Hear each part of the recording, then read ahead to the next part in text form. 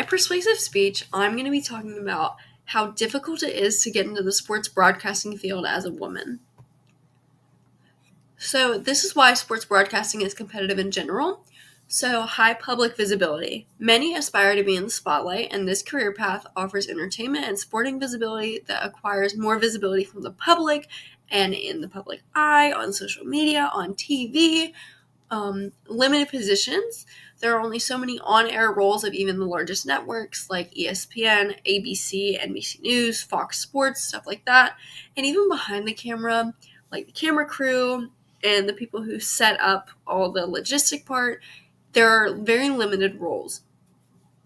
Technological and digital shifts. The industry is rapidly evolving due to social media and AI systems. Broadcasters must also be comfortable around cameras and film equipment. And also, with this career path, there is a possibility of having to move a lot. Like many broadcasters don't stay in one place for a long time, like season to season. They'll be in Minnesota, then Utah, then California, and all over the place. This is why sports broadcasting is competitive, specifically as a woman. So there are gender biases and sexism and there is sexism that occurs no matter who you are. So despite progress, women remain underrepresented in prominent broadcasting positions. For instance, Ina Aluko's recent comments about limited opportunities for women in football commentary sparked a broader conversation about gender disparities in sports media. So essentially, he was talking about the fact that there are no women in the booth during football games. And that is not very good. Like, there are reporters on the field, but there is no color commentary from a woman for football. Is this because the feedback would be, well, women can't play football? What do women know about football? Maybe.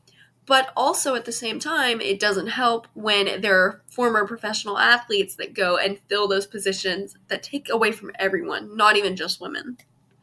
A study by the University of Central Florida found that only 14.4% of professional sports reporters and 16.7% of sports editors were women across 100 nationwide outlets. This is where the lack of representation is really shown, and it causes a cycle where women's perspectives are still underrepresented in sports coverage as well. The sexism faced in these job positions is very severe due to it being a male-oriented genre. Here are a few women who have overcome the male stereotype. Doris Burke was a former college basketball player, and she became the first woman to serve as a game analyst for the NBA Finals on television in 2024. The first woman to do analysis for the NBA Finals was only last year. That is decades upon decades where there's no women representation in the NBA Finals. And that just goes to show how behind as a society the representation of women is in sports. Beth Mowins, she broke barriers by becoming the first woman to call a nationally televised NFL game in 2017. Still relatively recent, considering the fact that the NFL has been around now for, there's 58 Super Bowls. She's also provided play-by-play commentary for the NBA on network TV. So the NFL was a little bit more open to female analysts and female commentary before the NBA or the MLB or NASCAR or anything like that.